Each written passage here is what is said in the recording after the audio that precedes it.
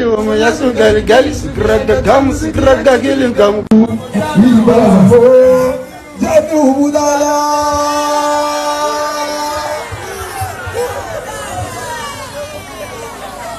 أسواد لمنبع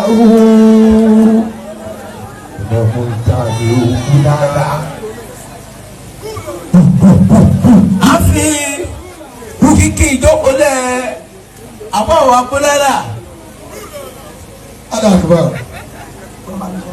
Samuka ya ujunudi, samuka ya ujunudi, asiwaju samu salamu, asiwaju samu balawu, asiwaju limunabawu, asiwaju solila. Alhamdulillah. Argafun Allah subhanahu wa ta'ala. Aturakat gafana wa Muhammad sallallahu alayhi wa sallam.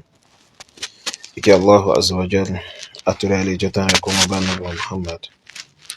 Kuma ban wa rarira kusima ban wa sahabari. Ayoma yawarin Islam. Kuri sunan Nabi Muhammad sallallahu alayhi wa sallam. Akira wa ikbi assalamu alaikum wa rahmatullahi wa barakatuh.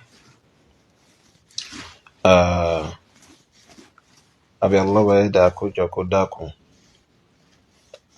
gbogbo ẹni tí àárẹ̀ ń ṣe ká Allah bá ẹ̀dá mọ́ṣábà wà bùn wọn ní àlàáfíà. So nínú àwọn ẹni tààrẹ̀ sì ń ṣe òun náà làwọn Sufi wà, wọ́n bùkátà sí ìwòsàn èyí tó péye látọ̀dọ̀ Allahu azza wa jalla.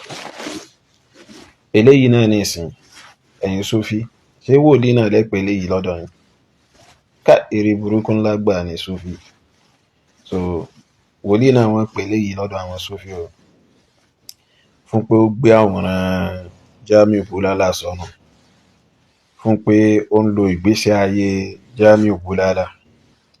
So ẹ sọ pé wòlíì náà ni. Oye kéèyàn kan àkànpọ̀ báyìí bí ẹni tó já sí wípé nǹkan ti rọ́ lu ọpọlọ rẹ̀, bí ẹni tó já sí wípé nǹkan ti ṣe làákàyè rẹ̀. At end of the day kẹ́yìn Sufi kẹtù máa wá tanra yín kẹtù wá sọ pé àmì ìjẹ́ni Ọlọ́run ni.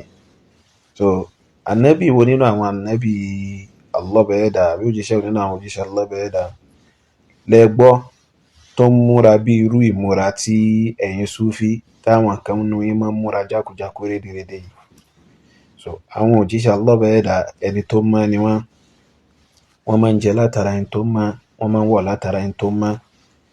Oye so ẹ dákun èyí wèrè tẹ́ ń gbé káàkiri yìí nìsín tẹ́tùn máa bàbàrà lágbo yín tó bá fẹ́ kírun bó ló sì fẹ́ kírun.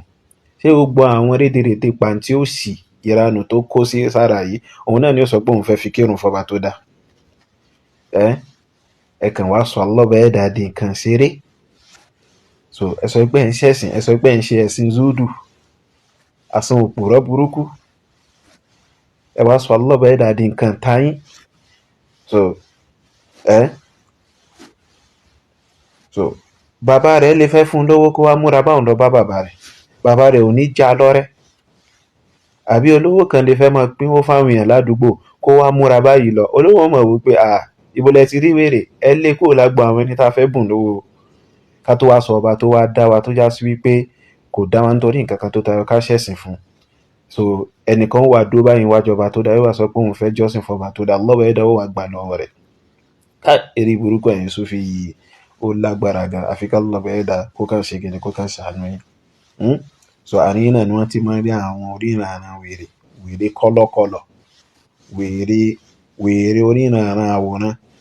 Ọ̀tọ̀ ni wèrè ti lọ́ní. So ọ̀tọ̀ ni wèrè léyìí, ọ̀tọ̀ ni wèrè ti ìlú Ṣakí kan báyìí tóun máa ń sọ jákujàku rédèrèdè kàtàkàtà. So oníranran ni àwọn wèrè yíyùn, àfi ká Allah bá ẹ̀dá kó wọ̀nyí sàn. Ọ̀tọ̀ ni wèrè ti àwọn jàbàtíyà náà, ọ̀tọ̀ ni wèrè tàwọn eléyìn náà, àwọn náà ní wèrè bíi ti yín o. Wèrè ń bẹ láàrin wọn náà dáadáa o. So ìjọ alágànná bíi ti yín náà làwọn náà o. Àfi ká Allah bá ẹ̀dá kó ṣàánú gbogbo yín, àsìgbà Allah bá ẹ̀dá kó má ya àwọn wèrè ń tiwa, kó dákun ẹ̀sìn tá à ń ṣe yìí fún Allah bá ẹ̀dá òun náà ní ká Allah bá ẹ̀dá jẹ́ ká máa ṣe lọ. Ó máa ṣe fún yín o. Allah bẹ́ẹ̀ dà yóò wò yín sàn yóò sì tọ́ yín sọ́nà.